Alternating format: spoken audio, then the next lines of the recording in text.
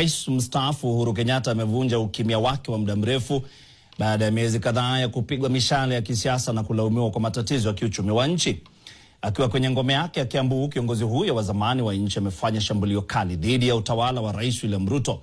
Uhuru ameshtumu serikali kwa kutumia utendakazi wake kama silaha na kuonya kwamba siasa hatari za kikabila ambazo zinarejea kwenye mjadala wa kitaifa zinaweza kuisukuma nchi katika njia mbaya kama ile ya machafuko baada ya uchaguzi mkuu mwaka 2007-2008. Ibrahim Karanja na taarifa hii.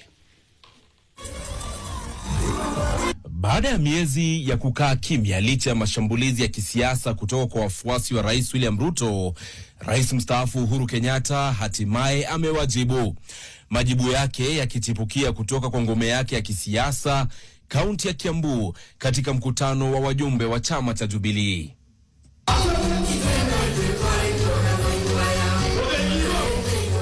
Kwa miezi, wandani wa Rais Ruto wamekuwa wakimshutumu Uhuru mara kwa mara kwa matatizo ya kiuchumi ya nchi, kuanzia deni la umma hadi gharama ya mafuta inayoongezeka.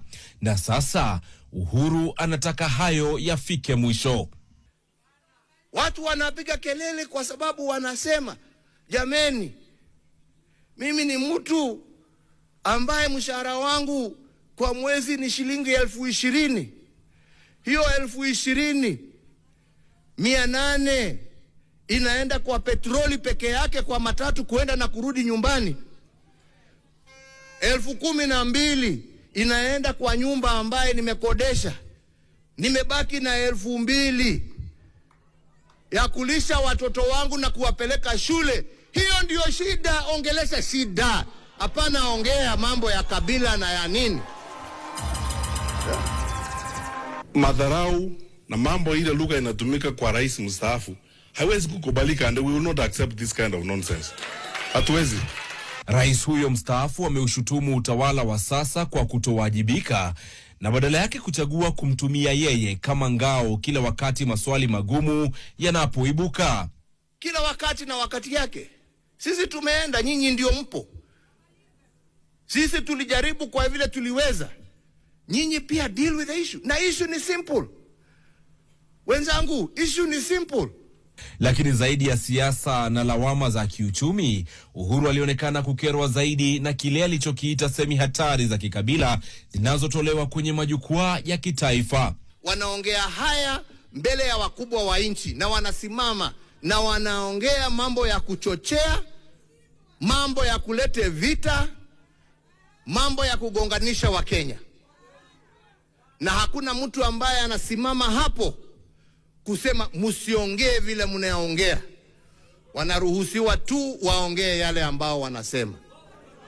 Hapa Uhuru akimpelekea Ruto vita hivyo moja kwa moja, akikumbusha hadhira msimamo wake dhidi ya wimbi la siasa za hasla wakati huo, akilinganisha na uhamasishaji wa kikabila unaoendelea kwa sasa. Mambo sijui dynasty hasla imewaletea nini? Imewaletea nini? Imewaletea nini?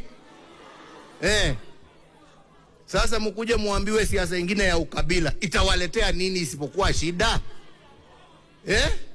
Kuna mtu ambaye anastahili kutisha mwenzake. Hakuna mtu ambaye anastahili kutisha kabila tofauti. Sisi zote ni Wakenya na Mwenyezi Mungu anajua ni kwa sababu gani alituweka pamoja kwa nchi ambayo inaitwa Kenya. Sio kuja hapa kutugawa na kutupiganisha. Hiyo sio haki. Uhuru anaonya kwamba Kenya inaweza tena kuelekea njia hatari ya mwaka 2027 iwapo hili halitarekebika. Nawaomba viongozi wa serikali, naomba viongozi wa usalama wa nchi hii yetu ya Kenya, kama kwa ukweli mnapenda nchi yetu, msiruhusu mambo haya yaendelee. Mukitaka wema na amani ya nchi, viongozi wauze sera. Akisema kuwa kauli yake ni kutoka ndani moyoni, Rais Uhuru Kenyatta amesema kuwa anafahamu kuwa kauli hiyo itasababisha yeye kutukanwa zaidi. Hata hivyo, ameonya kuwa taifa linaelekezwa katika limbwe la ukabila, huku ikionekana kuwa siasa za kawaida tu. Ibrahim Karanja, NTV kutoka Kiambu, kaunti ya Kiambu.